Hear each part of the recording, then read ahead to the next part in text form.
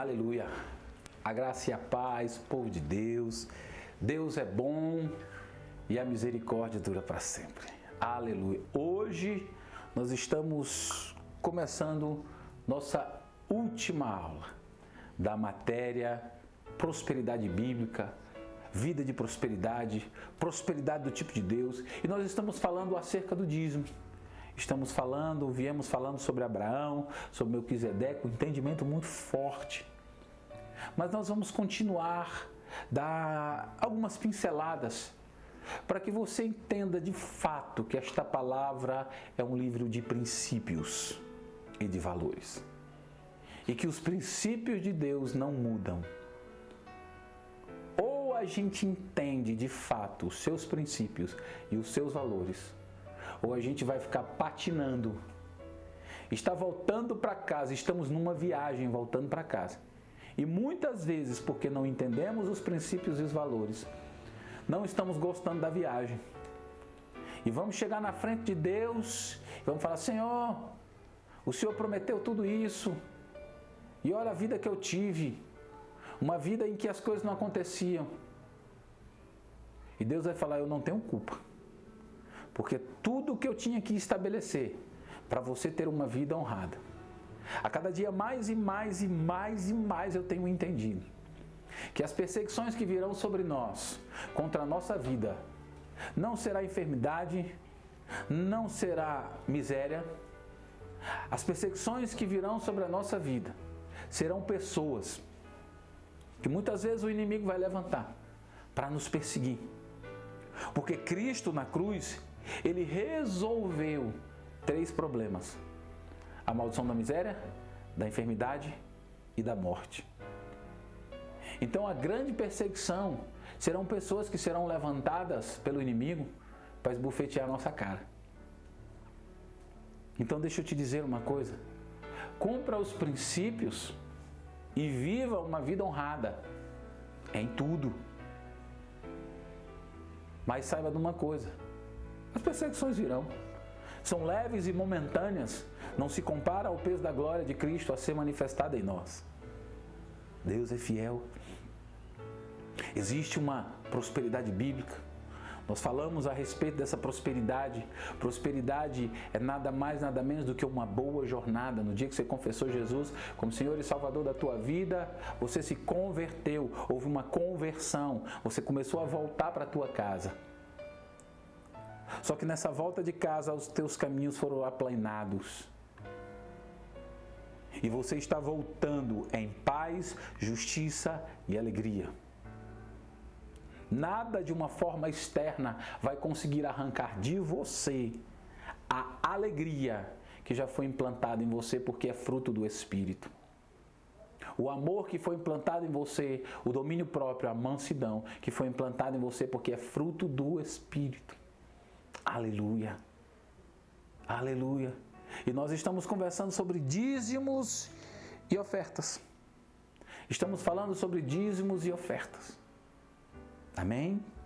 Então vamos continuar. Vamos orar em nome do Senhor Jesus Cristo. Pai, graças eu te dou porque o Senhor é bom e a tua misericórdia dura para sempre. Obrigado, Senhor.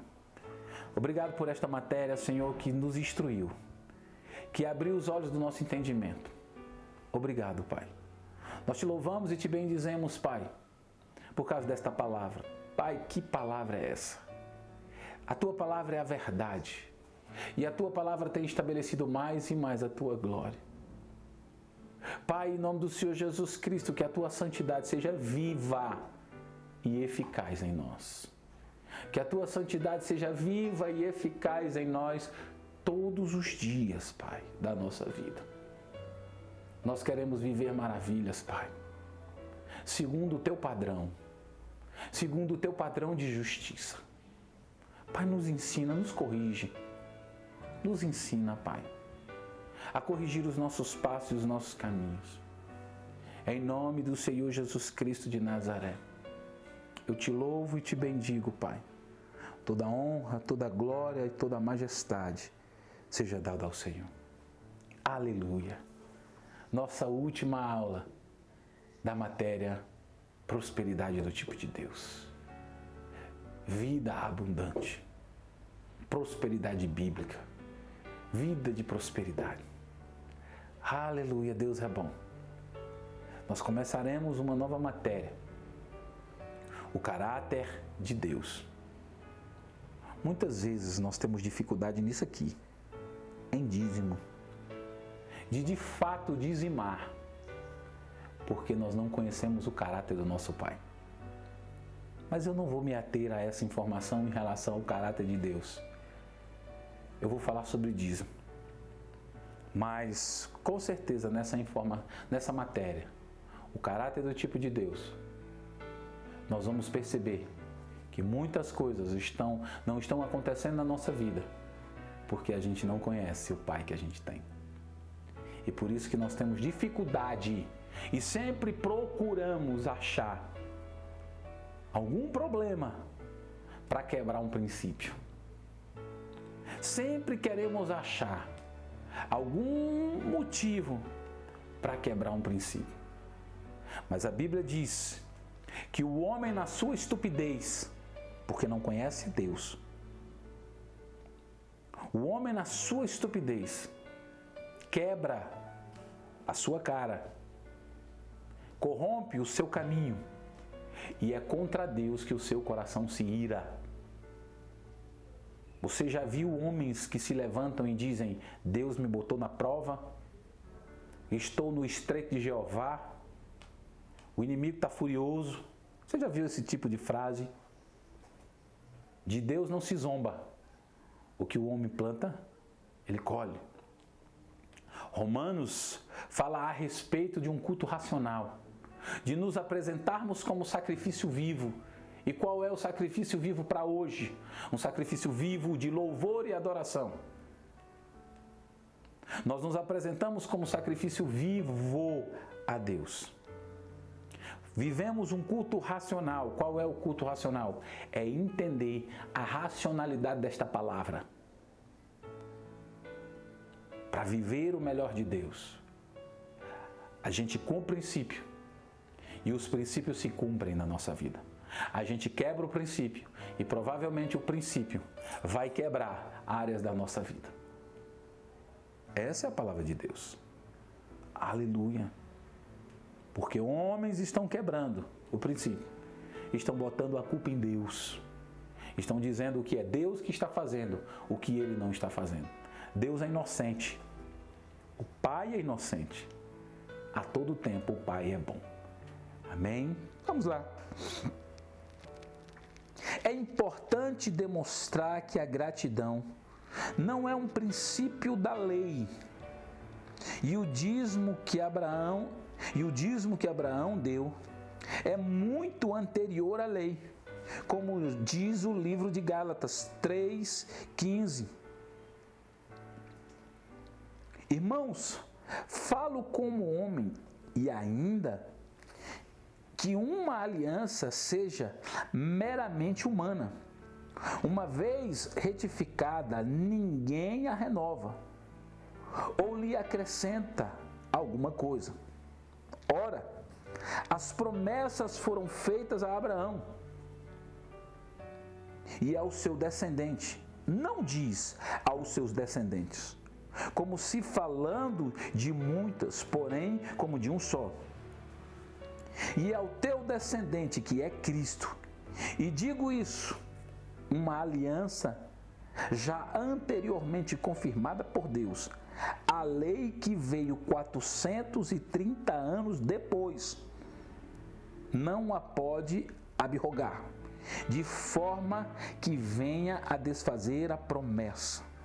Deixa eu te dizer, o dízimo, ele veio antes da lei, 430 anos antes.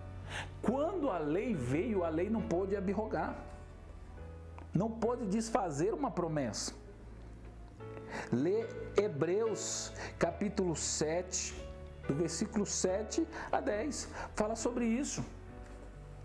Números, o dízimo na lei, Número 18, 21, aos filhos de Levi, dei todos os dízimos em Israel, por herança pelo serviço que prestam, serviço na tenda da congregação. O que ele está dizendo aqui? Que os filhos, aqueles que eram descendência, que eram da tribo de Levi, eles viviam exatamente dos dízimos e das ofertas. Eles eram sustentados, os da tribo de Levi, eles eram sustentados por dízimos e ofertas. Números 18, 24. Porque os dízimos dos filhos de Israel, que apresentam ao Senhor em oferta, dei-os por herança aos levitas, porquanto eu lhes disse, nenhuma herança tereis também. Falando aos levitas, lhes dirão, quando recebestes os dízimos da parte dos filhos de Israel, que eu vos dei por vossa herança, deles apresentareis uma oferta ao Senhor, o dízimo dos dízimos. Olha que coisa tremenda. Aos levitas eram dadas as primícias, os dízimos dos dízimos. Eles eram sustentados pelos dízimos dos irmãos. Eles eram sustentados pelos dízimos. A tribo de Levi, eles eram sustentados pelos dízimos. Aí hoje acho algo muito interessante, né? Que as pessoas chamam os ministros de louvor, que não são mais levitas, porque não existe mais a ordem sacerdotal de Levi. Hoje nós estamos debaixo da ordem sacerdotal de Melquisedeque. Então, se a gente chama os levitas, os ministros de louvor, de levitas, então por que as igrejas não estão sustentando os levitas, os ministros de louvor, já que eles são levitas? E a Bíblia garante que os dízimos são para sustentar esses que são da tribo de Levi. Veja que a falta de entendimento está aprisionando as pessoas e elas não estão vivendo de fato o melhor de Deus. Porque simplesmente não entenderam de fato o que está acontecendo. O próprio Jesus, ele atesta acerca do dízimo.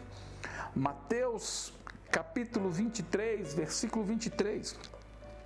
Ai de vós, escribas e fariseus hipócritas, porque dais o dízimo do hortelã, do endro e do cominho, e tendes negligenciado os preceitos mais importantes da lei, a justiça, a misericórdia e a fé. Deveis, porém, fazer estas coisas sem omitir aquelas. Ou seja, ele estava dizendo que o dízimo também é preceito da lei. Deixa eu te dizer, ele estava dizendo para os escribas e para os fariseus, vocês são hipócritas, vocês devolvem o dízimo do endro, do cominho, mas vocês têm negligenciado o mais importante, a justiça, a misericórdia e a fé.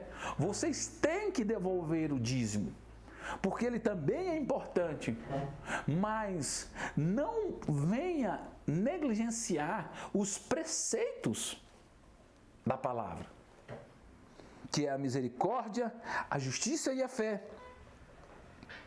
É duro esse texto, mas é bem esclarecedor. Jesus chama o dízimo de preceito da lei. Olha que coisa forte. O próprio Jesus diz que o dízimo também é um preceito da lei. O que o Novo Testamento de fato diz a respeito do dízimo? 1 Coríntios, capítulo 9, versículo 1 a 4. Não sou eu, porventura, livre? Não sou apóstolo?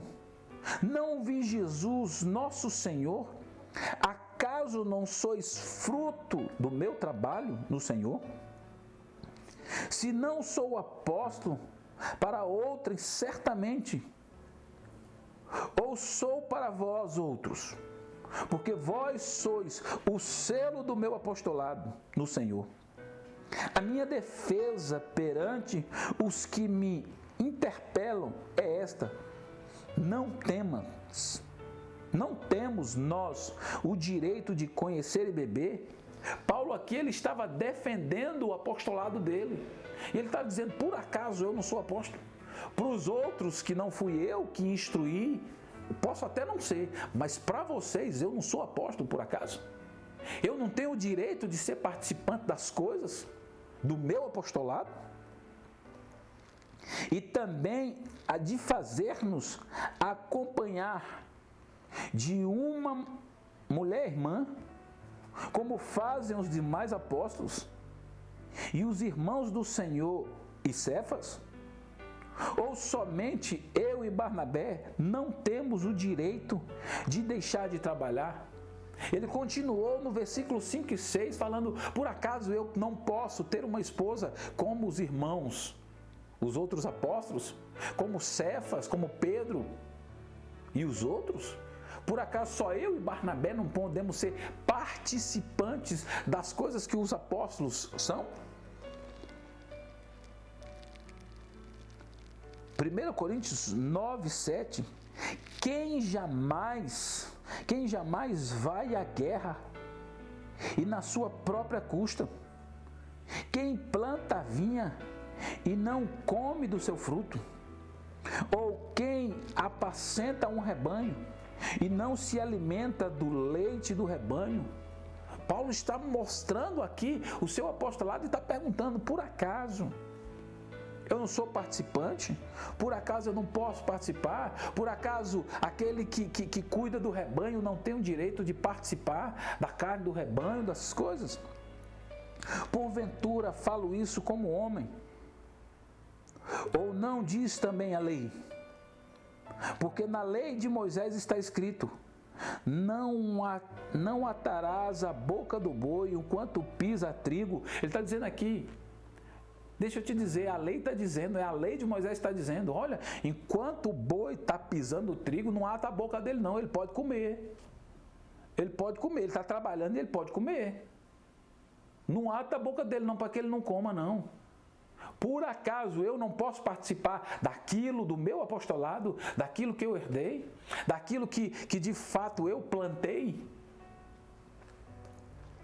Acaso é com bois que se preocupa? Ou é seguramente por nós que ele diz, certo que é por nós que está escrito, pois o que lavra cumpre, fazê-lo na esperança, e o que pisa o trigo, faça-o na esperança de receber a parte que lhe é devida. Tudo que você estiver fazendo para o Senhor, saiba, a parte que lhe é devida vai ser dada. Paulo está falando por isso, por acaso a parte que me é devida não vai acontecer? Sou eu diferente por acaso?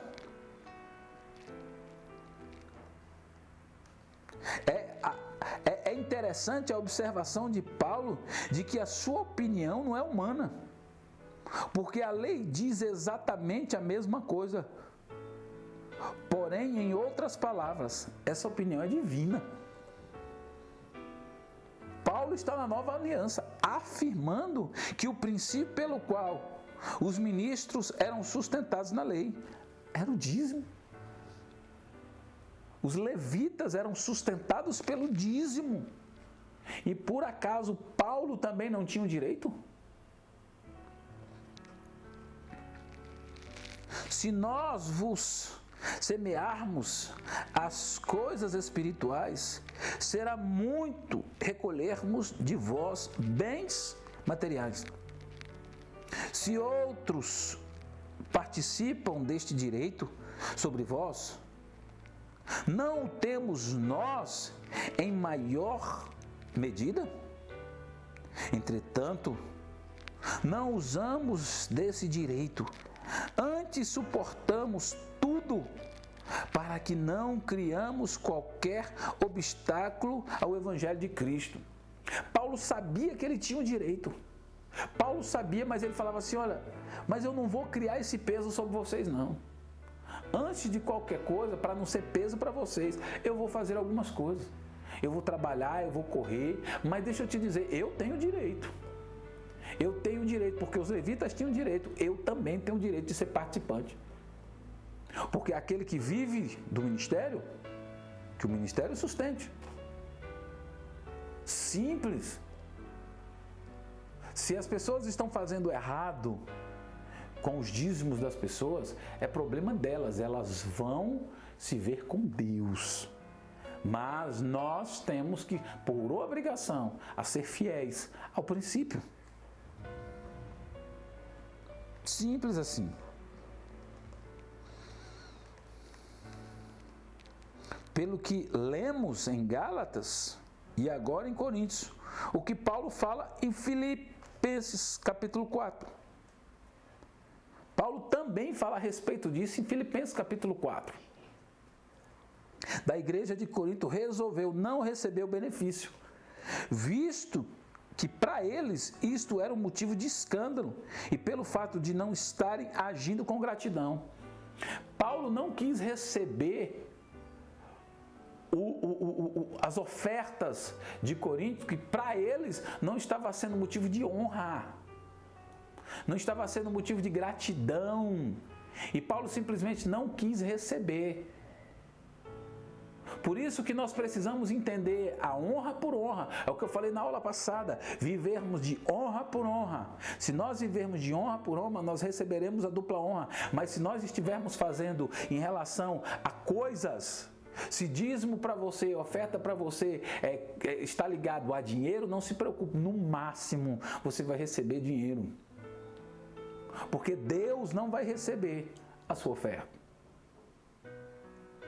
Quando Abraão devolveu o dízimo para Melquisedeque, na realidade Abraão estava querendo devolver para Deus, não era para Melquisedeque. Como ele sabia que ele não podia devolver para Deus, ele tinha que devolver para aquele que estava representando Deus. E os caras de Corinto não entenderam isso. Eles não estavam entendendo, devolvendo. E muito pelo contrário, estavam murmurando. Estavam reclamando. Eles não entenderam. E Paulo não quis receber. 2 Coríntios capítulo 11, versículo 18. Despojeis outras igrejas, recebendo sáldrio para vos poder servir.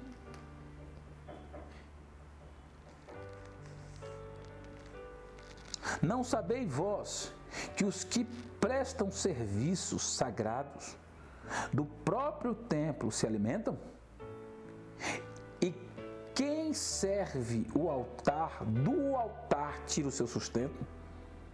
Assim ordenou também o Senhor aos que pregam o Evangelho, que vivam do Evangelho. Foi uma ordem de Deus. Mas algo muito interessante é que aqui os coríntios, ele está falando, e Paulo estava falando com gente humilde, e esse povo entendeu. E quando esse povo entendeu, esse povo estava brigando com Paulo, querendo investir. Paulo, deixa a gente participar desse negócio, Paulo. A gente entendeu esse negócio, Paulo, deixa a gente investir, Paulo. Porque o que a gente está entregando para você, a gente na realidade não está entregando para você, a gente está entregando para Deus. A gente está entregando para o Senhor. Simples assim. Existem boas razões pelas quais a gente deve querer, amar, gostar de dizimar. Primeiro, porque nós amamos a Deus. Em primeiro lugar, porque Ele nos amou primeiro. A primeira razão que nós temos que amar, dizimar, é porque nós amamos a Deus, porque Ele nos amou primeiro. João 3,16 fala sobre isso. Deus amou a cada um de nós de tal maneira, o mundo. Ele nos amou primeiro. Então nós temos que amar, dizimar exatamente porque Ele nos amou primeiro. Em obediência à palavra. Porque nós devemos investir na palavra de Deus. Deixa eu te dizer uma coisa, tu tem noção do quanto, nós temos noção do quanto Deus investiu na nossa vida? O tamanho do investimento. Muitas vezes a gente é seguro em relação às coisas de Deus. Quando era do mundo, meu Deus, era com a mão aberta para tudo que não prestava. Aí quando vem para a igreja, fecha o coração e fica, meu Deus, atravessa um rio com um sorrisal na mão e do outro lado, chega do outro lado, o sorrisal está inteiro, fica com a mão fechada. Você tem noção de que o primeiro investimento que foi feito em relação a essas coisas espirituais foi feito por Deus? E o investimento que Deus fez, ele foi altíssimo em relação à nossa vida? Deus simplesmente investiu tudo o que ele tinha de melhor na nossa vida? O maior investimento que Deus deu foi o Filho dele. Nenhum de nós nunca vai conseguir investir. Por mais que a gente queira, a gente nunca vai conseguir investir o que Deus investiu na nossa vida. Quando a gente tem a compreensão do investimento que Deus fez na nossa vida, a primeira coisa que a gente tem que parar é de ser seguro em relação às coisas de Deus. E aí, quando entendemos isso, nós vamos investir e temos que ter alegria em investir na grande comissão. A Bíblia diz que o dízimo é para sustentar, é para suprir as necessidades dos santos. E quando a gente entende isso, existe uma grande comissão que foi... Jesus falou, você sabe qual é a grande comissão? Ide por todo mundo e pregai o Evangelho. Quando nós investimos, quando nós dizimamos e ofertamos, se o pastor estiver de fato alinhado com o entendimento da grande comissão de missões, ele vai investir os dízimos e as ofertas em relação a missões. Sabe por quê? Porque de fato existiu uma grande comissão e nós vamos ter a alegria de dizimar, porque sabemos que Deus está investindo. Devemos dar porque desejamos ver as pessoas serem abençoadas. Nós devemos dizimar porque nós temos que ter a alegria de ver as pessoas serem abençoadas. Ver os irmãos que estão passando necessidade serem abençoados. Porque também criar expectativa de que Deus vai cumprir as promessas dele. Deus vai cumprir as promessas dele de nos abençoar, de nos fazer mais do que vencedores, e principalmente nessa área, porque são promessas do Senhor. Vou falar um pouco sobre ofertas e doações. Algo muito interessante que quando o centurião Cornélio estava orando, que veio um anjo e falou com o centurião. Ele falou algo muito interessante, ele teve um sonho e falou assim, as suas esmolas foram aceitas. As suas orações e as suas esmolas, olha a importância das ofertas e das doações. Deus também está olhando exatamente como é que nós, além dele estar, Jesus teve um momento que Jesus estava parado de frente no templo, parado de frente a um gasofilácio, e as pessoas estavam entregando seus dízimos, suas ofertas. De repente Jesus parou e veio uma senhora. Quando aquela mulher jogou aquelas moedinhas, Jesus falou, parou, para tudo. Todo mundo aqui ofertou, todo mundo dizimou, mas do que sobrava. Essa mulher não, ela entregou o melhor que ela tinha. Deixa eu te dizer uma coisa, Deus está vendo exatamente o que a gente está fazendo em relação aos nossos dízimos e às nossas ofertas. Se nós estamos realmente entregando o nosso melhor. Deus está vendo. E se a gente, dízimo e oferta estiver sendo para a gente sobra, não se preocupe. Infelizmente, só virá sobra. e nós não conseguiremos ver o melhor de Deus. Deus está vendo tudo. O nosso coração, Ele sonda, Ele sabe se você está sendo fiel de coração, com amor, se tudo que você está deixando ali, você está deixando por amor e por honra, ou você está deixando por tristeza. Ele está vendo. E quando o centurião teve esse sonho, o anjo falou para ele: ó, as suas esmolas foram vistas. A perspectiva bíblica de dar e receber. Dar é melhor do que receber. Atos capítulo 20, versículo 35. Dar é uma expressão de amor. João 3,16, quando diz que Deus deu o Filho dele, Ele estava expressando o amor dele por nós. Dar enriquece.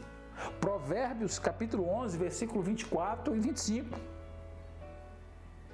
Deus ama quem dá com alegria.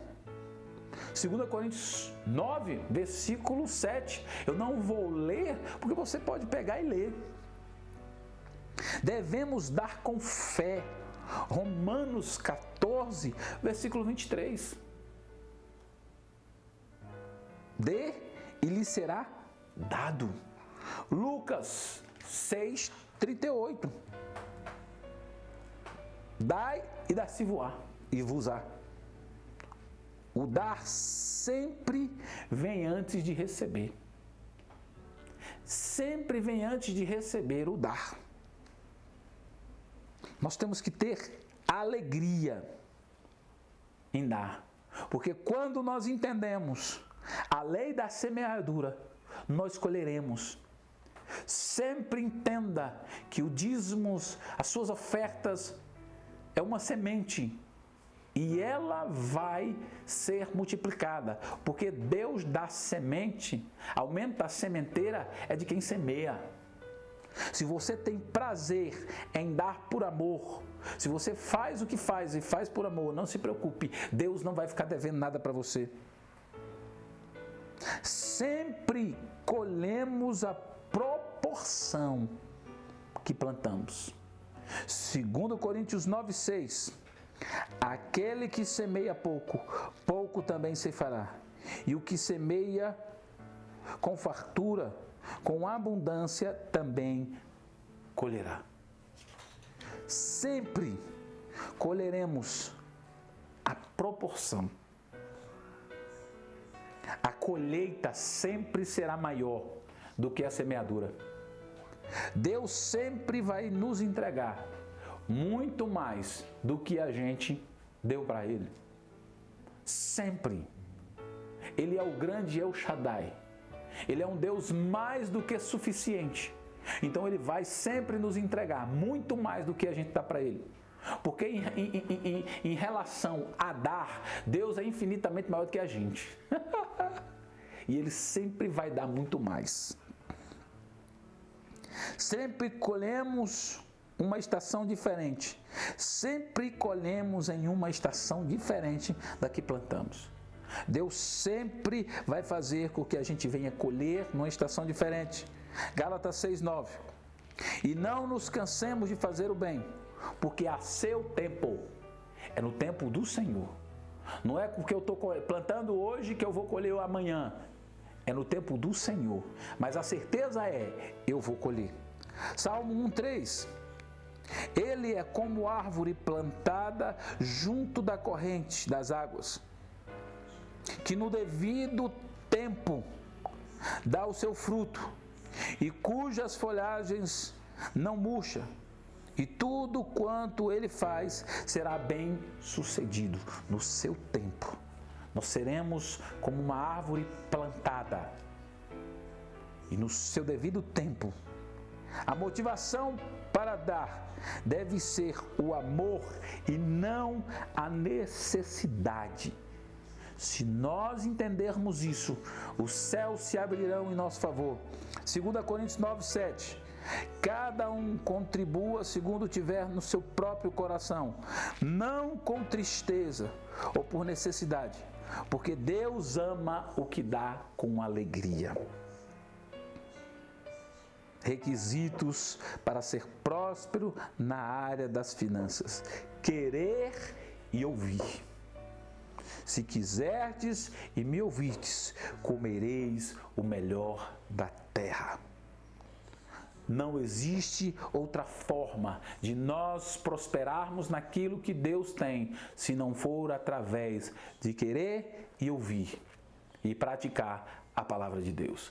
Aquele que atenta bem para a vida de Jesus, não sendo ouvinte esquecido, mas praticante da vida de Jesus, em tudo o que fizer, será muito feliz no que empreender. Aleluia! Estou muito feliz em ter podido compartilhar com vocês essas verdades bíblicas. Muitas coisas nós temos que falar a respeito disso, mas não dá tempo. Mas deixa eu te dizer, eu quero encorajar você a estudar a respeito de prosperidade bíblica. O povo de Deus tem vivido muito aquém daquilo que Deus tem para eles. Sabe por quê? Porque tem sido negligente no buscar a informação acerca de todas as coisas, principalmente acerca da prosperidade bíblica. Então, em nome de Jesus, se alegre em querer a cada dia mais e mais aprender do Senhor. Amém? Deus é fiel e justo. Muito obrigado por vocês estarem nos escutando até aqui, por vocês darem valor a esta palavra. Esta palavra vai produzir em vocês vida. Receba com mansidão a palavra a qual foi enxertada em vocês. E ela com certeza vai produzir salvação e cura. Amém? Nós louvamos ao Senhor Jesus Cristo pela vida de cada um de vocês. Amém? Fiquem na graça e na paz do Senhor Jesus Cristo. Muito obrigado e até a próxima, em nome de Jesus.